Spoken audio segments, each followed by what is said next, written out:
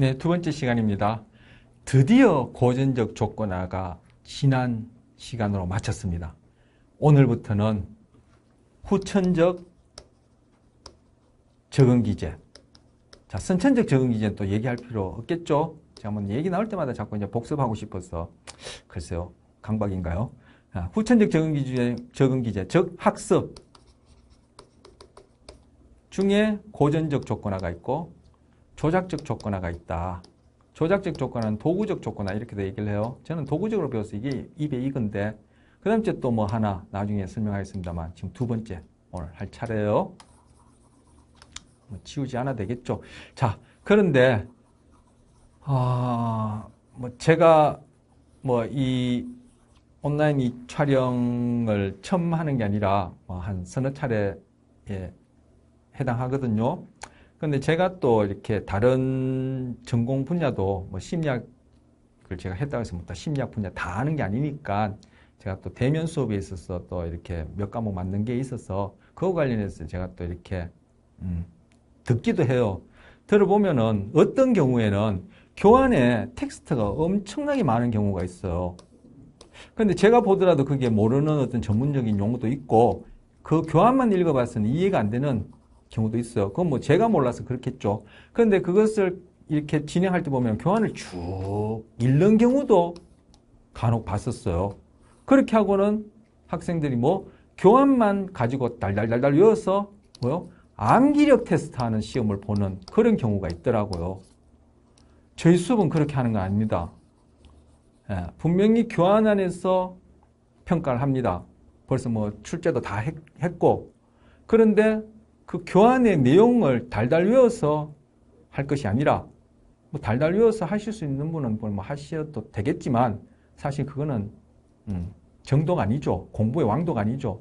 제가 그 교환에 있는 내용 관련해서 이렇게 저렇게 계속 복습하면서 그죠? 여러분이 완전히 여러분의 지식이 되어서 저만큼 이해할 수 있도록 그렇게 설명을 해드리면 제가 잘해야 되겠지만 어쨌든 그렇게 저는 기대하는데 그 이해를 바탕으로 교환을 보시고 암기를 하셔야지 교환만 그렇게 해서는 안 됩니다.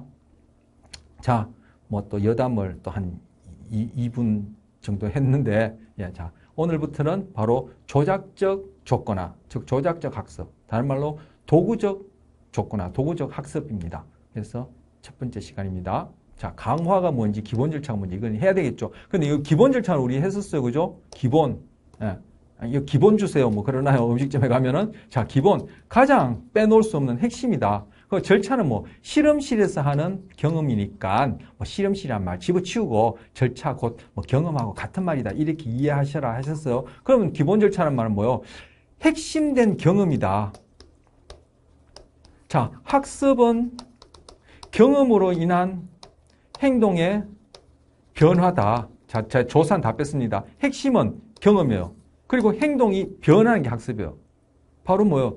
여기서는 학습 중에 조작적 조건화, 도구적 조건화를 하는데, 즉 조작적, 도구적 학습은 우리 볼 텐데 그러한 경험에 의해서 행동상의 변화가 일어나는 걸 보는 건데 바로 그 학습의 핵심된 경험, 핵심된 경험, 핵심된 경험, 여기에 해당하는 거. 그게 바로 기본 절차예요. 고전 조건 할 때도 제가 강조했습니다. 이거 왜 강조하느냐? 평가에도 그렇게 여쭤보는 게 있어요. 자, 강화의 정의, 기본 절차 나옵니다. 자, 우리 고전적 조건에서는 파블로프가 유명하죠. 그래서 파블로프식 학습 이렇게도 불러요. 파블로프식 조건화, 조건 형성 이렇게도 부르고.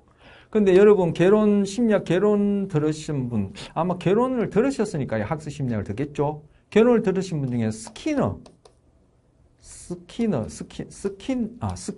스킨 하면 얼굴에 바르는 건가? 스키너가 또 여러분 이름은 들어보셨을 거예요. 이분이 바로 고전 도구적 조건화, 조작적 조건화의 대표격으로 일컬어지는 유명한 분이에요. 그리고 뭐 학습 심리학, 고전 조작적 조건화, 도구적 조건화가 아니라 심리학 전반에 있어서도 몇 명 손꼽으라면 뭐 한 5명 손꼽으라면 3명만 손꼽아도 이분이 들어갈 텐데 그런데 이분이 조작적 조건화, 도구적 조건화의 창시자가 아니라 파블로프처럼 고전 조건화의 창시자처럼 스키너가 도구적 조건화의 창시자가 아니라 이 손다이크라는 사람이 도구적 조건화의 창시자예요. 즉 고전적 조건화에서의 파블로프와 같은 역할을 하신 분이에요. 근데 이분이 나중에 말년에 논문에다가 자서전 같은 논문을 쓰면서 이런 말을 했어요. 나는 상황이 요구하는 바대로 따랐을 뿐인데 교육심리학의 창시자도 되었고 심리검사를 만드는 데 중요한 공을 했다는 거예요. 자, 이것이 무슨 의미인지를 이제 보려는 거예요. 나는 상황이 요구하는 바대로 따랐을 뿐이다. 그로 인해서 이러한 사람이 되었다는 것이 바로 우리가 살펴볼 조작적 조건화, 도구적 조건화를 얘기를 하는 거예요. 도대체 조작적 조건화, 도구적 조건화가 뭔데 이렇게 표현하는지는 이제 보시면 될 테고, 제가 잘 전달한다면은 이 말을 왜 이 사람이 했는지 이해하실 수 있고, 하신다면 제가 잘 전달해 드린 거예요. 자, 먼저 조작적 조건화에는 또는 도구적 조건화에는 두 종류가 있어요. 고전 조건화는 한 종류밖에 없죠. 뭐 속어 뭐 이런 건 있었지만 어쨌든 한 종류밖에 없죠. 그런데 조작적 조건화, 도구적 조건화에는 물론 조작적, 도구적 조건에 속어란 게 있어요. 자, 이제 속어 얘기는 집어치우고 오히려 헷갈리실라. 저 고전 조건화에는 한 종류밖에 없는데 조작적 조건화, 도구적 조건화 같은 거요. 얘는 두 종류가 있어. 강화가 있고 처벌이라는 게 있어. 그게 이제 더 복잡해지죠. 나머지 이제 우리 뭐 시간은 거의 다 이걸로 이제 대부분의 시간을 이제 제가 수업을 할 텐데 이 두 종류가 있어요. 그 중에 지금 강화부터 보려는 거. 강화 끝나면 이제 처벌 보고 이렇게 되거든요. 자, 강화 처벌이 뭔지. 그래서 오늘 첫 제목이 강화의 기본 절차를 했고 여기 강화가 무엇인지 얘기를 하려는 거예요. 이 정의는 데피니션을 얘기하는 거죠. 저스티스가 아니라. 자, 손다이크가 이런 문제 상자를 만들었어요. 그래서 손다이크가 만들고는 퍼즐 박스를 했어요. 이 문제 상자 안에다가 뭘 넣냐면은 고양이를 집어넣었어요. 그것도 배고픈 고양이. 제 생각엔 배가 안 고파도 고양이를 이런 데 집어넣으면은 고양이가 야 여기가 내 집인가 보다 하고 좋아할 일 없을 것 같아요. 이 좁은 곳에 집어넣으면은 나오고 싶어 하겠죠. 그런데 배고픈 고양이를 집어넣었어요. 그리고 이 밖에다가는 생선을 딱 뒀단 말이야. 그럼 배고픈 고양이가 갇혀 있는 것도 싫은데 배가 고픈데 밖에 생선이 있단 말이야. 어떻게 하겠어? 나오고 싶어서 야옹야옹 하고 막 핥히기도 하고 이 틈 사이로 이게 틈새거든요. 틈새로 머리도 막 집어넣고 다리 막 집어넣고 별짓을 다 하겠죠. 그런데 요 그림에서도 짐작하겠지만 요거는 지금 상자 안을 이렇게 보여주는 거예요. 여기 고리가 하나 이렇게 천장에 달려 있는데 여기 이렇게 줄로 연결되어서 요 문고리에 연결되어 있는 거예요. 그 고리를 딱 잡아당기면 아니면 뭐 이랬든 어쨌든 고리를 잡아당기면 여기 속 빠져가지고는 문이 여기 서풍이 달려서 탁 열리는 거예요. 그럼 고양이 딱 나와서 생선을 먹을 수 있어요. 탈출도 할 뿐만 아니라 즉 자유를 얻을 뿐만 아니라 생선도 얻어요. 자, 이런 상자에 고양이를 집어넣었어요. 그럼 고양이가 들어가자마자 여기 지금 내 생선 먹으라고 이렇게 문고리를 만들어놨구나 하고 당길까요? 천만의 말씀, 만만의 콩떡이죠. 고양이는 여기 가서 고양이가 할 수 있는 여러 가지 행동을 보일 거예요. 여러 가지 행동을 보이다가 결국은 1시간 지나도 2시간 지나도 못 나오는 경우도 있을 거예요. 그러면 손다이크는 1시간, 2시간 이 고양이만 쳐다보고 있을 수 없죠. 하니까 고양이를 꺼내줄 거예요. 그리고 그 다음날 또 넣어보겠죠. 그럼 고양이는 또 여기서 별의별 짓을 하고 야옹야옹 거리고 뭐 그죠? 웅크리고 있기도 하고 핥히기도 하다가 우연히인가요? 예, 우연히 이 고리를 탁 잡아당긴 거예요. 잡아당겼다기보다도 발로 이렇게 탁 핥힌달까요? 낚아채다가 이게 딱 걸렸을 수도 있겠죠. 아니면 달려있으니까 이렇게 낚아챌 수도 있겠죠. 이게 문고리구나 생각하고 낚아챌 일은 없겠죠. 당연히. 하니까 문이 탁 열리는 거예요.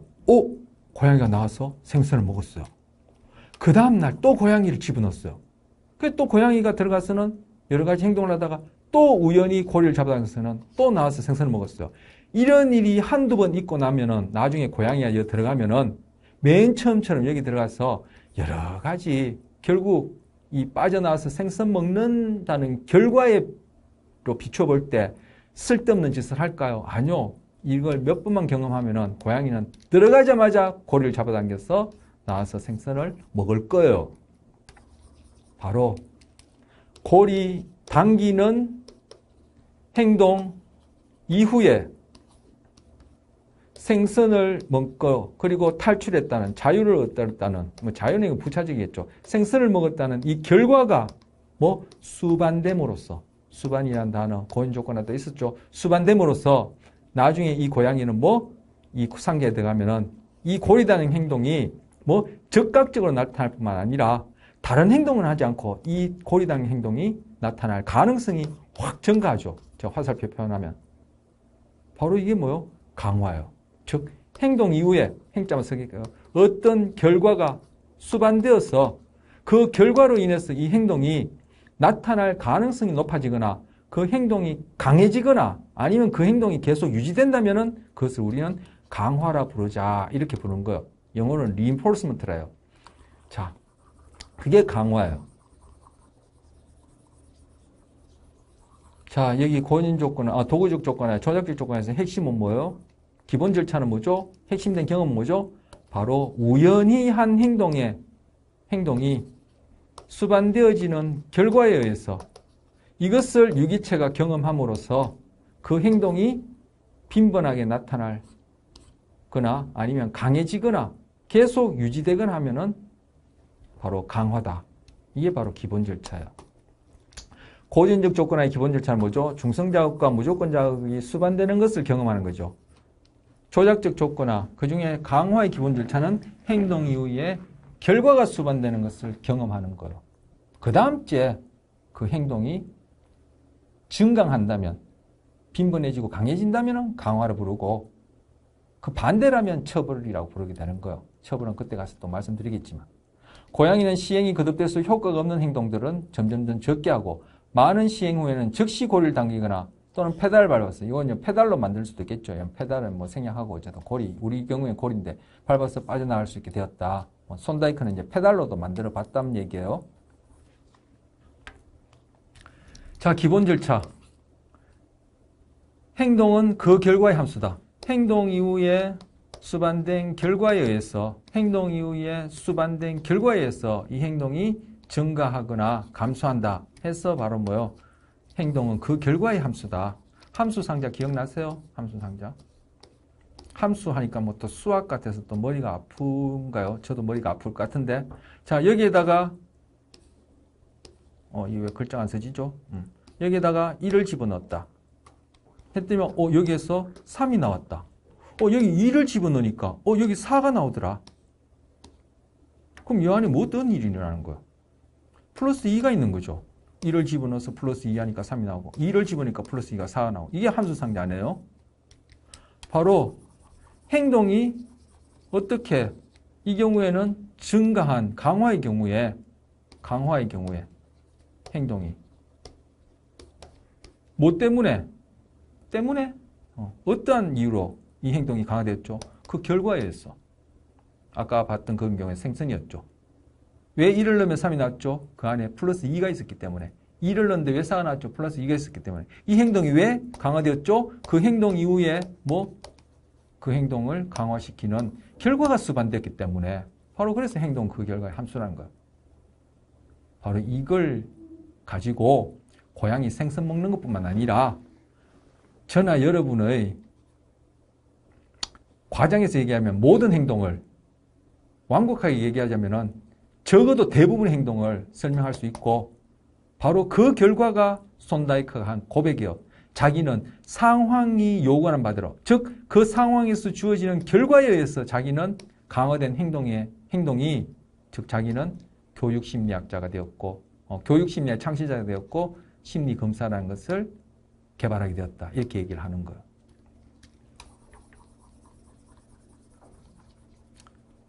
여러분 이 수업 왜 들으시죠? 수업 듣는 행동. 이 행동을 한다면 어떤 결과가 따라요? 이 수업을 들으면 수명이 짧아진다.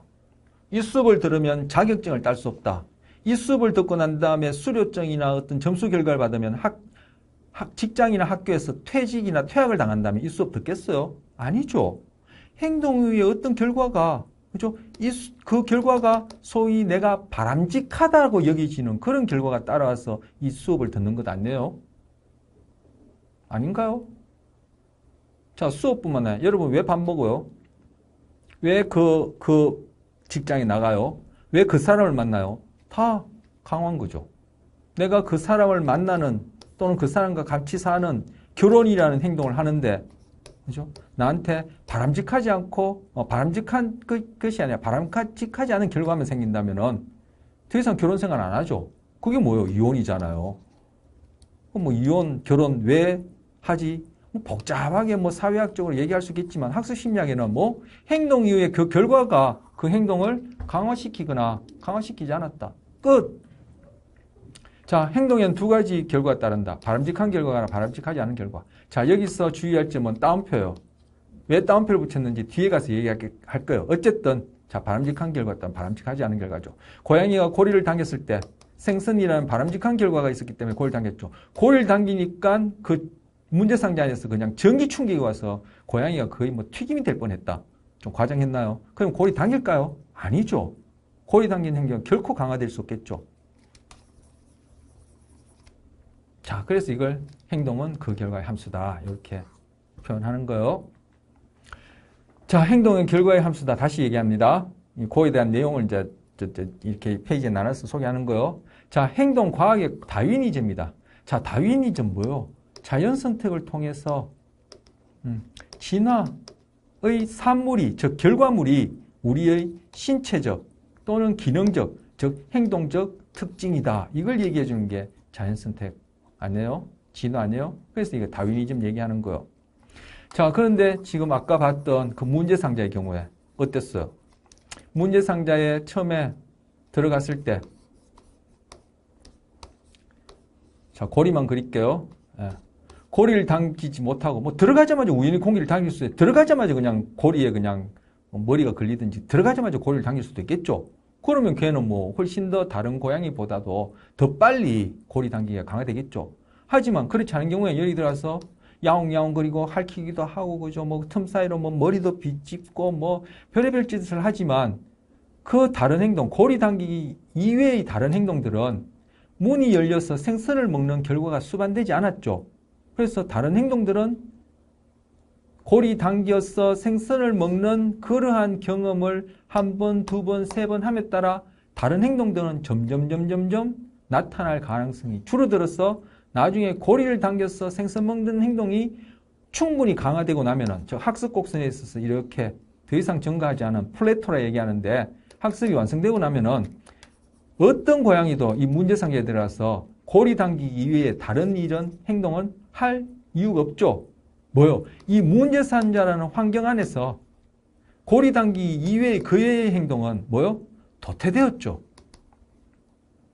고리 당기기만 이 문제 상자 안에서 선택됐어요. 바로 뭐요?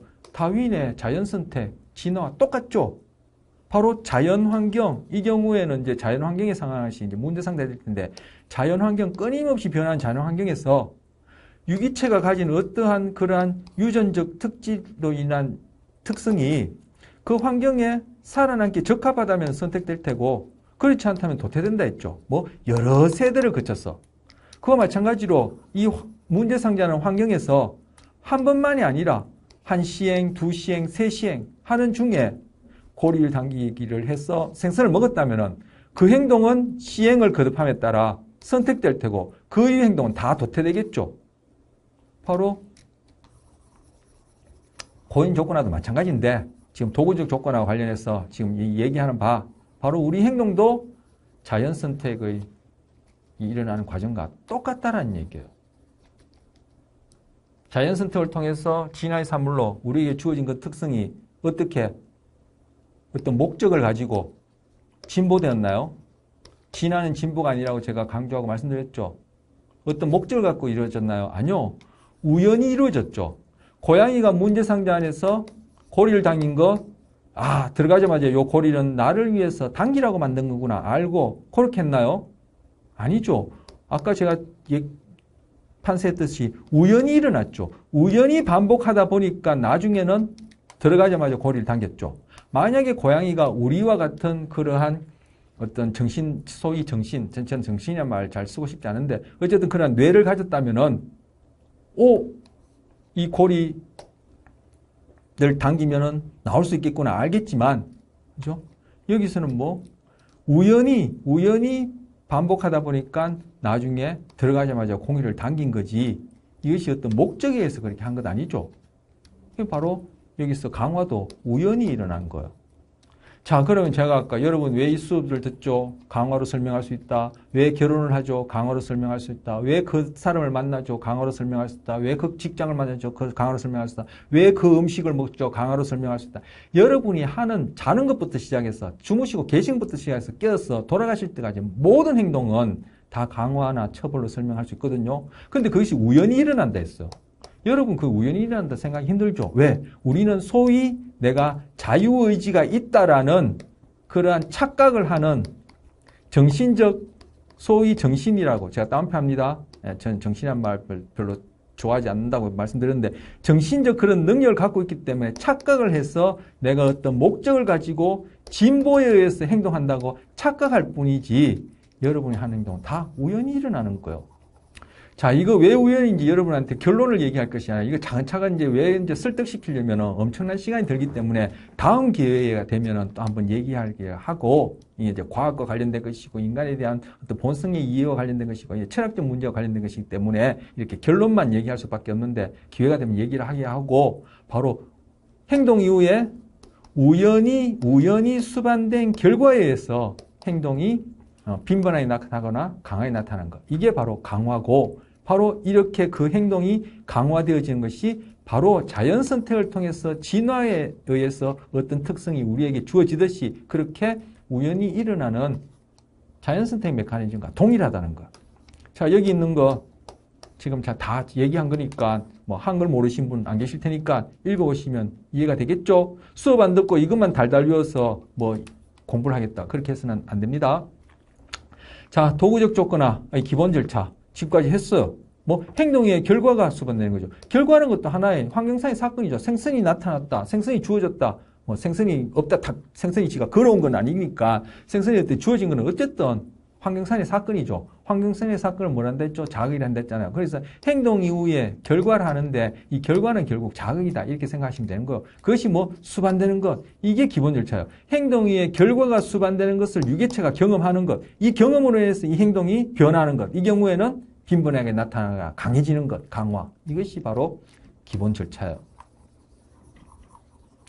달리 말하면 어떤 행동 이후에 뒤따라 일어나는 사건을 경험하는 것이다. 금방 얘기한 것이죠. 참고로 고연조건화 왜 일어났나? 고연조건화의 기본 절차는 뭐예요? 중성자극과 무조건 자극이 수반되는 것을 유기체가 경험하는 것.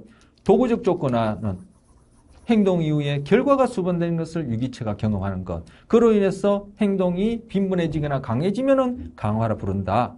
이것이 강화의 기본 절차예요. 자, 강화의 유형. 자, 아까 제가 도구적 조작적 또는 도구적 조건화에는 두 종류가 있다. 같은 말이에요. 처벌과 강화가 있다. 지금 오늘 강화부터 하는 거요. 근데 강화 안에는 또 종류가 있어.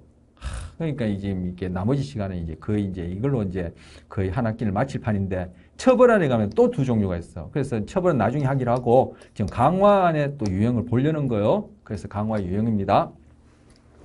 자, 강화의 유형에는 정적 강화와 부적 강화가 있어. 이거 정적, 부적 여러분 이것도 헷갈리기 쉬울 것 같은데, 그래서 제가 잘 전달해야 될 텐데, 제가 이거 대면 수업에서 이 과제를 내거나 시험을 보면은 학생들이 정적 강화를 긍정적 강화 이렇게 해서 답을 쓰거나 과제를 레포트를 해요. 부적 강화는 부정적 강화. 이거 뭐죠? 제 수업 안 듣고 물론 뭐 이제 제 지식이 아니라 저도 이제 뭐 책을 통해서 이런 손다이크가 연구한 걸 여러분한테 전달할 뿐인데 제 수업 안 듣고 뭐요? 시중에 떠도는 거 무조건 베껴왔다는 거죠. 이때 정적 부적은 영어로는 positive, negative. 우리한테 지금 영어가 중요한 게 아니니까 철자 중요한 게 아니니까 positive, negative로 번역한 것인데 그것이 우리가 흔히 생각한 대로 파지티브는 좋은 것이고 네거티브는 나쁜 것이다. 그런 의미가 있는 게 아니에요. 강화니까 지금 행동이 증가해요. 강도가 되었던 횟수가 되었던 증가인데 행동 이후에 결과가 즉 자극이라고 했죠. 뭐 자극 결과 같은 말이 아까 말씀드린 결과가 제시됨으로써 아까 문제 상자에서 생선이 주어짐으로써 즉 출현함으로써 행동이 증가한다면은 정적 강화라 부르고 행동 위에 어떤 결과, 즉 환경상의 사건이 있던 일이 사라졌다. 있던 자극이 사라짐으로써 행동이 증가하는 것을 부적 강화라 하는 것이지 이 안에 좋다 나쁘다는 뜻은 결코 없어요. 사실 이 강화란 말도 그죠? 이거 좋다 나쁘다는 뜻이 없어요. 왜? 좋다 나쁘다 긍정이다 부정이다 이거 뭐 우리 심리적인 것이죠. 소위 정신적인 것이죠. 그런데 뭐 우리 학습 심리학에는 이런 개념 안 다룬다 그랬어요. 안 다루는 것이 아니라 여기 이러한 것과 관련된 개념도 다 뭐요? 객관적인 관찰과 측정을 위한 행동 개념을 다룬다 했어요. 이거 제가 그때 이 행동에 대해서 얘기한 주차에 2주차입니까? 그때 엄청 반복해서 강조했었어요.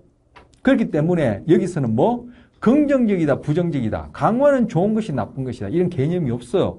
그냥 강화는 행동이 결과로 인해서 빈번하거나 강해지면 그냥 강화를 부르는 것이지 강화는 좋은 것이고 이후에 배울 처벌은 나쁜 것이고 이런 개념 없습니다. 그런데 이걸 헷갈린단 말이에요. 어려웠어? 아니요. 안 들었어. 교환만 보고 외워서 시험 볼 생각 하지 마세요. 제가 오늘 엄청 그걸 또 강조하는데 지금 정적 강화, 부적 강화에서도 같은 의미예요. 뭐 행동 이후에 어떤 환경상의 사건이 출현했다. 즉 자극이 출현했다. 즉 결과가 제시되면은 정적. 그리고 행동 이후에 어떤 결과, 환경의 사건이 있던 사건이 쭉 그 행동에 수반되어지던 사건이 없어짐으로 해서 즉 결과가 제거됨으로 해서 행동이 증가했다. 그러면 부적 강화 이렇게 부르는 거예요. 그래서 정적 부적에는 좋다 나쁘다 이러한 개념이 없다라는 거 명심하세요. 자, 그럼 정적 강화, 부적 강화 무슨 예가 있는지 이제 봐야겠죠. 자, 강화 이 개념 정의합니다. 강화물. 자, 행동 이후에 아까 앞서 말씀드린다는 것이 이제 지금 여기 나오는데 행동의 결과로 인해서 행동이 강화되었다 하면은 그때는 이제 결과물을 강화물이라 부르면 되겠죠. 그죠? 행동의 결과가 수반되는 것을 경험하는 것이 도구적 조건이나 조작적 조건의 기본 절차다, 핵심이다. 그런데 그 행동이 강화되었다면 그때 결과물은 강화물 이렇게 부르면 되겠죠. 자, 그래서 이 강화물 얘기를 하는 거예요. 강화물. 자, 정적 강화는 이제까지 제가 얘기한 거예요. 행동에 어떤 자극이 출현 또는 그 자극이 새로 생겨나거나 그 자극이 더 강해지거나 함으로써 행동이 강화되는 것이 정적 강화다. 해서 흔히 이제 여기 이 경우에는 보상학습 이렇게 별명을 붙여요. 보상학습. 이 보상이란 말은 벌써 이게 가치 개념이 들어가 있죠. 그래서 이 별명이에요. 정확하게 얘기하면 제가 이제 정적 강화를 부르는 것이 가장 과학적인 표현인데, 그죠? 정적 강화의 경우에 반드시가 아니라 대체로 정적 강화라고 부르어지는 그런 현상의 경우에는 우리가 보상이라고 여겨지는 그러한 경험을 하기 때문에 정적 강화는 보상 경험 이렇게 부르는 거예요. 그래서 앞서 제가 바람직한 결과, 바람직하지 않은 결과에 대해서 바람직한 결과, 바람직하지 않은 결과 이렇게 그 텍스트하고는 따옴표한 것을 여러분이 주의하세요 말씀드렸잖아요. 그 따옴표한 것이 마찬가지죠. 바람직하다, 바람직하지 않다는 뭐요? 우리의 심리적인 현상이죠. 주관적인 경험이죠. 그래서 여기서는 뭐요? 그러한 심리적인 주관적인 경험도 다 행동으로 다루기를 원한다 했으니까 여기는 뭐요? 바람직하다, 바람직하지 않다가 아니라 그 결과가 강화물이다. 그 중에서도 뭐 정적 강화물이다, 부적 강화물이다 이렇게 부르는 것이지 그게 바람직하다, 바람직하지 않다가 정답은 아니란 얘기예요. 그런데 대체로 강화의 경우에는 그리고 정적 강화의 경우에는 우리가 바람직하다고 여기지는 보상을 경험하기 때문에 이런 별명을 붙임으로써 여러분의 이해를 돕고자 하는 그런 내용이에요. 물론 평가에도 이런 보상학습 이런 용어는 나옵니다. 자, 이해하시고 자, 정적 강화물. 자, 강화가 결과 행동 이후에 결과가 수반되어서 행동이 강화되었다 하면은 강화물이라고 부른다 했어.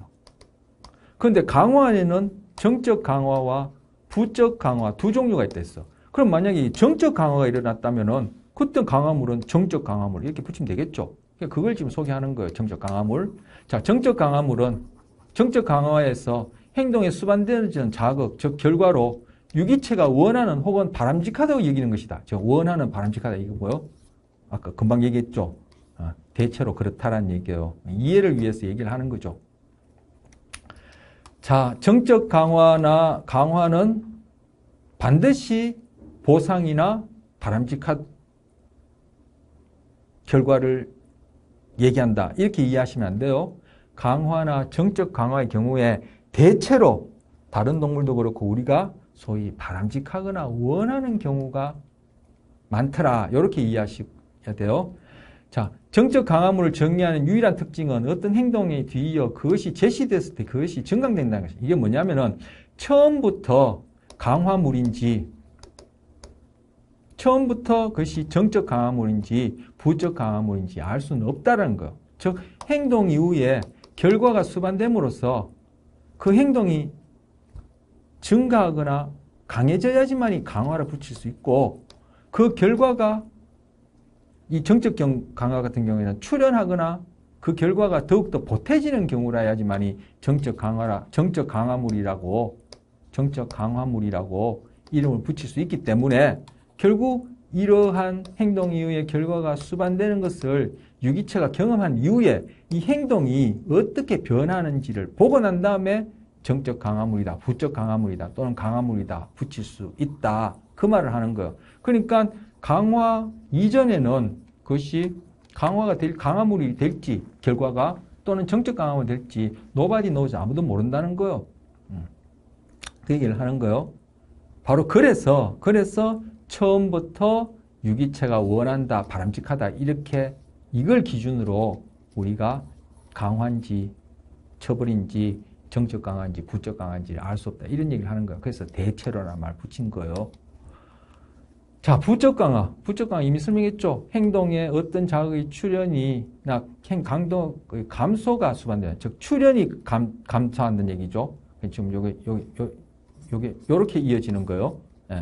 그래서 여러분 헷갈릴 것 같은데 아니면 뭐 행동 이후에 어떤 자극이 제거되거나 이렇게 하면 되겠죠. 아니면 강도가 감소하거나 이렇게 얘기하면 더 전달이 잘 될까요? 자, 이게 출현 이거 혹시 헷갈리시면 안 됩니다. 지금 출현이 감소하거나 강도가 감소하거나 이 뜻이에요. 근데 출현이 감소한다 이게 좀 어색하죠. 예. 그대로 옮겼는데 번역서라서 그런지 모르겠지만 그럼 여기다 제거를 하죠. 예. 자극의 제거.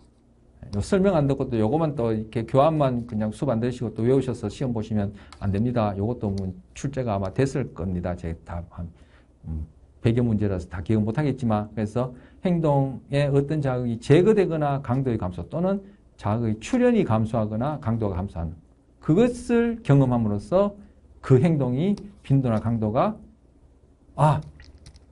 증가하는 것. 예, 저도 헷갈려요. 증가하는 것이 부적 강화다. 일단 강화는 뭐예요? 강화는 행동이 증가하는 것이고 부적이란 말을 붙일 때는 바로 결과에 해당하는 그 자극이 이때 자극은 결과를 얘기하는 거예요. 결과에 대한 자극이 출현이 감소하거나 아니면 제거되거나 아니면 그 자극에 해당하는 결과가 강도가 감소하거나 이것을 부적 강화를 한다. 익숙해지시면 쉬운데 뭐든지 그렇죠. 뭐 알면 다 쉬운데 모르면 다 어렵죠. 뭐 뻔히 아는 길도 모를 때는 거잖아요. 뭐 헤매는 것처럼. 그런데 요거 좀 익숙해지기까지는 요거 헷갈리실 거예요. 제가 잘 전달해 드렸다면은 이해하시고 좀 숙지되면 좋겠습니다. 자, 그런데 이게 아까 정적 강화 같은 경우에 보상학습이라 이런 붙인 것처럼 부적 강화 경우에는 대체로 다른 동물도 그렇고 사람도 그렇고 그 결과는 다 싫어하는 경우가 대체로 싫어하더라는 거예요. 대체로. 그래서 이 경우에 바로 도피 회피 학습이다. 이렇게 별명을 붙인 거예요. 부적 강화는 다 도피 회피 학습이다. 이렇게 기억하시면 안 돼요. 아까 보상 학습과 마찬가지로 부적 강화의 경우에는 대체로 동물이든 사람이든 다 도피하거나 회피하는 경우가 많더라 해서 이 별명을 붙인 거예요. 아까 보상 학습과 마찬가지로. 자, 부적 강화물이에요. 이건 아까 정적 강화물 마찬가지죠. 그 결과에 대해서 강화물. 근데 정적 강화물은 정적 강화물, 부적 강화물은 부적 강화물 이렇게 붙이는 거예요.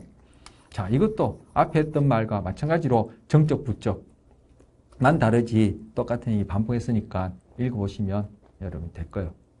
이것도 뭐예요? 미리 확실히 알 수 없다. 그죠? 그 행동의 변화를 봐야지만이 일단 강화물이 되고, 그죠? 그리고 그것이 결과가 제거되거나 아니면 출현하는 것이 뭐 점점 감소하거나 강도가 감소해서 그런 일이 일어났다면은 부적 강함을 얘기 붙이니까 미리 알 수 없다. 앞에 했던 얘기 지금 반복하고 있습니다. 자, 손다이크의 문제상자하고, 앞서 제가 시작할 때 스키너 얘기했었죠. 스키너가 만든 스키너 상자라는 게 있어요. 그런데 손다이크는 자기가 그 실험장치를 만들고 문제상자를 이름 붙였지만, 퍼즐박스라 붙였지만, 스키너가 만든 이 실험장치는 자기가 스키너 상자라고 이름 붙인 게 아니라 그 후대 스키너와 동일한 그런 연구 목표와 같은 뜻을 공유하는 사람이, 그죠? 붙인 거예요. 그래서 뭐, 그것은 정식 이름이 아닌데, 워낙 유명해져서 스키너가 붙인 이름이 아니지만 스키너 상자 불러요. 그것하고 지금 손다이크 문제상자를 비교를 해보려는 거예요. 자, 스키너의 문제상자는 유기체 행동이 시행을 종료시킨다. 이게 뭐냐면은, 문제상자 안에 들어가서, 자, 문제상자 넣었어. 그런 다음에 이걸 뭐, 마냥 그냥 하루 종일 할 수는 없죠. 그래서 고양이를 집어넣은 다음에 뭐, 1시간이면 1시간을 손다이크가 정해놨단 말이에요. 그러면 1시간이 주어진 시행 시간이에요. 그래서 들어가서 고리를 당겨서 나오면은 뭐요? 1시간이 끝나는 거죠. 1시간 안에 했다면은 1시간이 끝나는 거. 1시간이 지나도 얘가 고리를 못 당기게 해서 빙빙 돈다면은 이 시행은 실패로 딱 끝나는 거예요. 그다음에 두 번째 시행으로 넘어가는 거죠. 그럼 얘는 첫째 시행에서는 실패한 거죠. 그래서 이 경우에는 행동이 시행을 종료시킨다. 1시간 정해냈다면 그게 뭐 1분 만에 되었던 30분 만에 되었던, 그죠? 뭐 50분 만에 되었던 딱 고리를 당기면 나오니까 그 생선을 먹을 테니까 바로 그 시행을 종료시킨다는 거. 이 얘기 왜 하느냐? 스키너 상자는 그렇지 않거든요. 그걸 얘기를 하는 거고요. 자, 학습의 측정치. 우리 뭐 2주차입니까? 제 기억으로는 학습이 뭐요? 경험으로 인해서 행동의 변화란 말이에요. 경험으로 인해서 행동의 변화란 말이에요. 그럼 이 변화됐다는 걸 측정해야 되겠죠. 그게 학습의 측정해야 했어. 그때 오류, 뭐 강도, 잠재기, 양상, 뭐 행동률 이렇게 봤었죠. 바로 그걸 이 손다이크 문제상자를 통해서는 어떻게 측정할 수 있지 보는 거예요. 우리 고전적 조건과 관련해서도 학습의 측정치 재는 거 봤었죠. 침을 흘리느냐 안 흘리느냐, 오류. 그리고 침 흘리는 시간 관련해서 잠재기 뭐 이런 것들 봤었잖아요. 그것처럼 여기서도 바로 그걸 지금 여기 소개하는 거예요. 자, 손다이크 문제상자 가지고 학습의 측정치는 어떻게 하느냐. 속도 변화 거죠. 문제상자에 집어넣고 얘가 1시간이라는 시행 시간을 줬을 때 반복하면 할수록 고리 당기기를 성공하면 성공할수록 뭐 속도가 빨라지겠죠. 뭐 들어가자마자 잡아당길 거 아니에요, 그죠? 그래서 속도 변화. 지금 여기 때는 뭐 상자에 딱 들어가서 고리 당기기까지 걸리는 시간이니까 이건 구체적으로 뭐 잠재기 변화 이렇게 하는 게 더 정확하겠죠. 그다음에 오류 변화는 뭐요? 고양이가 첫 시행부터 고리 당기라는 보장이 없잖아요, 그죠? 1시간을 넣었는데도 결국은 고리 못 당기고 첫 번째 시행은 실패. 두 번째 시행에도 실패. 세 번째도 실패. 네 번째 가서 우연히 당겼다. 이렇게 되면은 성공. 근데 다섯 번째 또 성공하는 법이 있나요? 그렇지 않거든요. 여러분도 뭐 해보실 기회가 있을까요? 해보면 다섯 번째 또 실패. 여섯 번째는 또 성공. 일곱 번째는 실패. 여덟 번째는 성공. 아홉 번째 성공. 열 번째 성공해서 쭉쭉쭉 성공하는 식으로 이런 식으로 되니까 얘는 뭐요? 오류 감소 등으로 측정할 수 있다. 또는 또 뭐요? 이 녀석이 아까도 얘기했지만 상자에 들어가서 고리 당기기 이외에 다른 불필요한 행동을 어느 만큼 하는지 그 행동도 측정하겠죠. 그래서 고리 당기가 성공할수록 다른 불필요한 행동을 적게 한다는 얘기 뭐예요? 바로 오류가 감소한다는 거죠. 오류가 그거 아니에요? 여기서는 정답이라고 얘기할까요? 그건 고리 당기기인데 고리 당기기 행동 이외의 행동은 다 오류니까 그런 불필요한 행동이 얼마만큼 감소되는지 보면은 그것이 결국 또 학습의 측정치가 된단 말이에요. 이런 식으로 행동 변화를 이러한 문제 상자를 가지고는 이런 식으로 잴 수 있다는 것을 소개하는 거예요. 자, 그러면은 스키너의 상자, 스키너 박스는 어떻게 생기냐면은 쥐를 이 안에다 넣어놓고 배고픈 쥐를 또는 목마른 쥐를 넣어놓고 이 녀석이 이렇게 돌아다니다가 우연히 요 레바를, 요 막대를 딱 누르게 되면은 여기서 먹이가 탁 튀어나온다든지 아니면 여기 뭐 물꼭지가 있어서 고리로 물이 떡 나온다든지 이렇게 되는 거예요. 그럼 이 경우에는 아까 문제 상자하고 다르죠. 이 녀석이 이 상자에 들어간 이상 훈련만 된다면은 그죠? 자기가 이 레바를 뭐 1시간 동안 넣는다면은 뭐 100번을 누를지 60번을 누를지 30번을 누를지 뭐 200번을 누를지 그거는 뭐 이 쥐의 상태에 달린 거죠. 어느 만큼 학습이 되느냐, 어느 만큼 배가 고프냐, 어느 만큼 목이 마르냐, 뭐 그날 뭐 이 녀석이 뭐 우스갯소리로 뭐 짜증이 나는지, 뭐 좋은 일이 뭐 다른 암컷지, 수컷지하고 싸워서 기분이 나쁜지, 이거 우스갯소리예요. 어쨌든 그래서 이걸 뭐 더 많이 누를 수도 있고 더 적게 누를 수도 있겠죠. 즉 행동이 몇 번이고 반복될 수 있다는 거예요. 근데 앞서 봤던 문제 상자는 어떻게 했죠? 딱 행동하고 나면은 한 시행이 끝나버리잖아요. 그럼 여기서는 뭐요? 막대를 누르고 그때 먹이가 나오든지 물이 나오는 게 항시행이죠. 이때는 막대를 누르고 여기 누르고 막대 누르기 거기에 대해서 결과 음식물 요게 한 시행인 거죠. 그러니까 여기서는 몇 번이고 할 수 있죠. 바로 이런 경우에 우리가 앞서 배웠던 학습의 측정치 중에 뭘 사용할 수 있냐? 행동률 또는 반응률이라고도 그렇게 부른다 했잖아요. 행동률을 사용할 수 있죠. 행동률은 어떻게 잰다 했죠? 누가 기록을 한다 했죠? 시간이 쭉 경과가 됨에 따라 뭐 요즘 컴퓨터 하겠죠. 예전에는 종이 두루마리로 그렇게 하고 제가 뭐 예전에 중학교 다닐 때마다 두루마리로 이렇게 측정하고 이런 것도 했던 기억이 나요. 저 시간이 쭉 흐름에 따라 이 녀석이 만약에 막대 누르는 것이 여기서 학습이 되었다면은 강화가 되었다면은 그죠? 막대 누르면은 여기 한 칸씩 이렇게 올라가도록 그린단 말이에요. 그래서 막대 누르면 한 칸 올라가. 시간이 지나가요. 막대 안 누르면 계속 평행선을 긋겠죠. 근데 막대 누르면 또 한 칸 올라가요. 또 계속 안 누르면 시간만 지나가겠죠. 그러다 막대를 누르고 또 누르고 또 누르고 또 누르면 이런 식으로 되겠죠. 그러다 안 누르면 이렇게 되겠죠. 아니면 또 누르고 좀 이따 또 누르고 좀 이따 또 누르고 또 누르고 또 누르고 또 누르고 이렇게 되겠죠. 뭐요? 이게 분명히 행동이 증가하는 강화도 볼 수 있는데 이 행동이 어떠한 모양을 지니는지 즉 어떠한 패턴으로 강화되는지를 볼 수 있어요. 바로 스킨의 상자를 이용해서 이러한 강화를 하게 되면은 자, 앞에서 정적 강화, 부적 강화 했으니까 이 경우 이제 강화를 하니까 처벌을 얘기할 필요 없고 정적 강화, 부적 강화 얘기했으니까 이 경우에는 정적 강화, 부적 강화요. 정적 강화죠. 막대 누르기가 강화됐어. 뭐 어떤 결과에서 먹이가 주어진다는, 먹이가 출현한다는 그런 결과에서 즉 결과물이 제시됐죠. 그래서 이 정적 강화된 것인데 이 경우에는 스키너 상자를 이용하면은 아까 손다이크의 문제 상자는 행동률을 잴 수 없어요. 한데 이 경우에는 행동률을 잴 수 있어. 이 행동률 재는 게 왜 중요하냐면은 우리 나중에 할 건데 한참 후에 할 건데 바로 강화와 관련된 이러한 행동이 변화하는 모양새와 관련된 그런 것이 소위 우리가 성격이라 얘기하는 것을 설명해 주는 그런 부분이 있어요. 그때 가서 이 행동률을 재는 게 중요한 요소로 작용하거든요. 근데 바로 이 조작적 조건이나 도구 조건에서 이 행동률을 잴 수 있는 방법, 즉 행동률을 측정치로 발견한 사람이 스키너예요. 자, 그래서 지금 이 스키너의 문제 상자와 관련해서 손다이크 문제, 스키너 박스와 손다이크 문제 상자를 비교해서 예를 가지고 정적 강화 예를 가지고 이제 소개한 거예요. 자, 강화의 유형. 자, 연습입니다.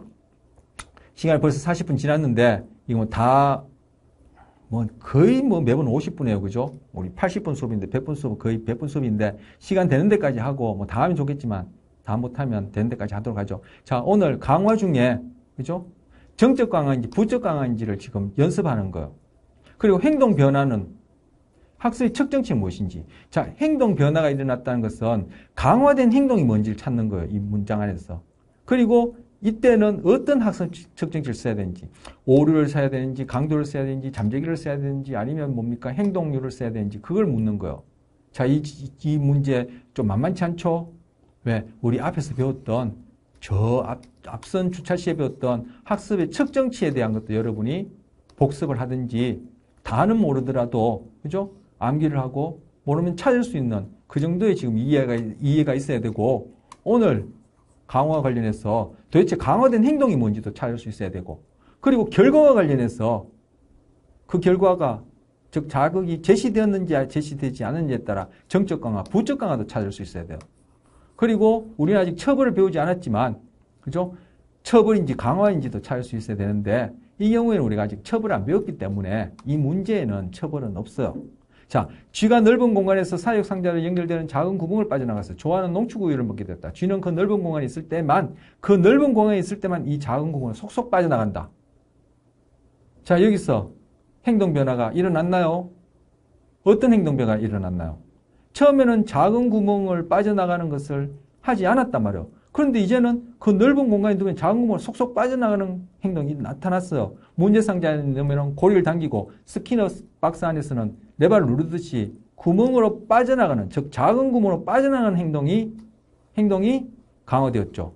그럼 빠져나가면 어떤 결과가 수반됐어요? 농축 우유가 제시되었죠. 정적 강화요, 부적 강화요? 정적 강화죠. 이 경우에 어떤 학습 특성이 있을까요? 넓은 공간에서 작은 구멍으로 빠져나가기까지 걸리는 시간, 잠재기를 잴 수 있겠죠. 이런 식으로 하는 거. 아니면 오류도 될 수 있겠죠. 넓은 상자에다가 그냥 24시간 365일 넣어놓는 게 아니라 막 10분 동안 넣어놓는 동안 이 녀석이 빠져나가는지 안 빠져나가는지 보겠다 한다면은 그 10분이 시행 시간이 되는 거예요. 그 10분 안에 못 빠져나가면 얘는 실패가 되는 거죠. 그러면 오류해서 노트에다 기록해 놓으면은 이 녀석이 그죠? 오류 감소가 일어나는지 그런 걸 보면 되겠죠. 그래서 잠재기랑 오류를 잴 수 있겠죠. 자, 뭐 다른 수업 공부도 그렇게 했습니다만 앞에 배운 것들 그냥 외우고 시험 보고 끝나는 것 아니에요. 여러분이 다는 못 외우더라도 이해하셔서 그걸 찾아낼 수 있고 그 중에 최소한 몇 개는 여러분이 기억하셔서 금방 말씀드린 이렇게 적용해서 풀 수 있어야 돼요.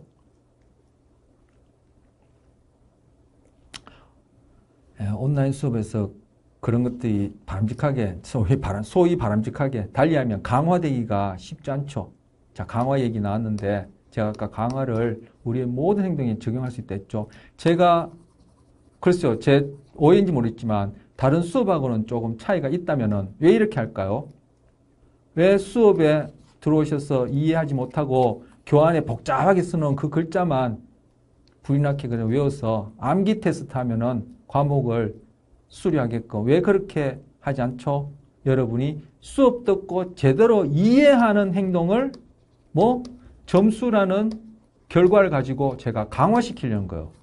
그렇게 수업하지 않으면은 점수가 안 나와서 여러분이 그런 행동을 하지 못하도록 우리가 첩을 배우지 않았지만 처벌시킴으로써 강화시키려는 거예요. 그런데 이렇게 하지 않으면은 여러분 제가 한두 해 하는 것도 아니지만 그냥 켜놓고 시간만 보내시고 나중에 교환 가지고 달달달달 외워서 그죠? 또는 펼쳐놓고 시험 보는 경우가 있다고들 해요. 제가 그런 행동을 하지 못하도록 지금 강화시키는 거예요. 제가 이 수업 안에서도 고인 조건이나 도구 조건을 다 적용해서 지금 수업을 하고 있는 거예요. 자, 쥐가 레버를 누르면 쾌감을 느낄 수 있는 뇌부위에 전기자극을 받았다. 이건 뇌에 대해서 좀 알면 더 재미가 있는데 우리 뇌에 대해서 얘기할 만큼 좀 시간도 없으니까 뇌의 어떤 부위를 자극하면은 쾌감을 느껴요. 그런데 이것이 아까 레버를 누르면 뭐가 나오듯이 레버를 누르면 그 뇌부위가 자극될 수 있도록 뇌수술을 해놨단 말이에요. 그렇지만 이 쥐는 그 레버를 끊임없이 눌러대요. 나중에 우리 적용해 가서 한번 볼 기회가 있을지 모르겠습니다. 실제 이런 실험을 해보면 쥐가 1박 2일, 2박 3일이고 물도 안 먹고 음식도 안 먹고 눌러대요. 눌러대다가 쓰러져서는 지쳐서 한 서너 시간 있다가 다시 일어나서 또 눌러대요.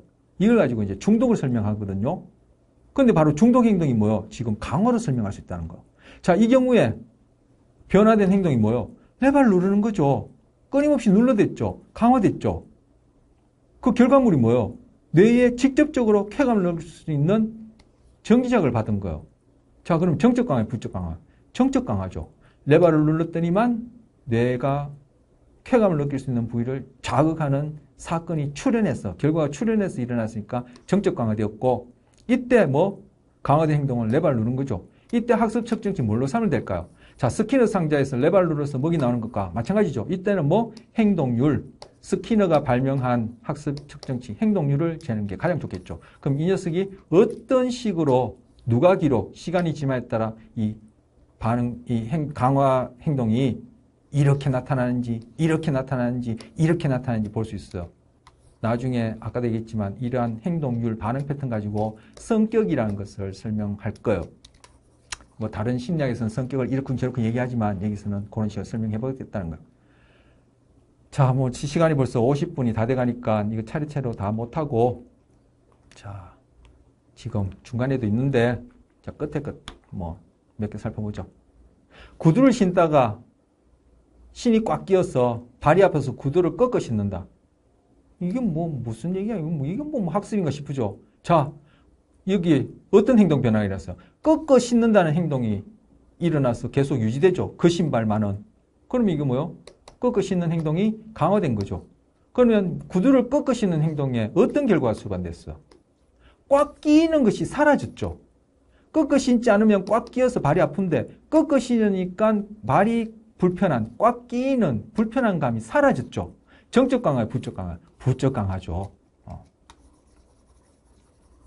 이때 학습 측정치 뭘 측정하면 될까요? 바로 그 구두를 신을 때마다 꺾어 신는 횟수, 뭐 이런 것, 아니면 어느 만큼 꺾어 신는지, 뭐 강도, 이런 걸 잴 수 있을까요? 자, 목마를 때 물 마시는 거. 야, 이건 뭐 학습이야? 예, 학습이죠. 자, 여기서 행동 변화 뭐요? 물을 마시는 거죠. 그럼 목마를 때 물을 마신다. 뭐요? 행동 변화 강화된 거죠. 물을 마시면 어떤 결과가 일어나요? 목이 마르다는 그 사건이 계속 목이 말랐는데 물을 마심으로써 목이 마르다는 사건이 제거되었죠. 정적 강화고요. 부적 강화죠. 이 경우에 학습 측정치, 뭐 물을 어느 만큼 마시는지, 강도를 잰다든지, 목 마를 때마다 물을 마시는지, 그죠?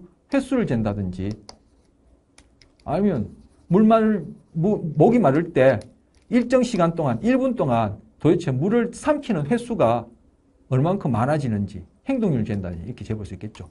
자, 자판기에서 물건 사는 것, 도박하는 것, 이거 다 이렇게 조구적 조건화, 일선 강화로 설명할 수 있어요. 그래서 제가 앞서 이런 예 보기 전에 우리의 일거수일투족 모두 조두구적 조건화, 조작적 조건화를 설명할 수 있고, 나중에 고전적 조건화와 조작적 조건화가 어떻게 함께 일어나는지를 설명할 거예요. 그걸 가지고 우리의 복잡한 행동, 여러분이 지금 이 수업하는 이런 행동, 소위 정신적이게 얘기하는 그런 행동까지도 학습심리학은 설명해 보겠다, 할 수 있다는 것이 학습심리학의 내용이에요. 자, 이번 시간도 50분이 넘었네요. 자, 이번 시간 이렇게 해서 마치겠습니다.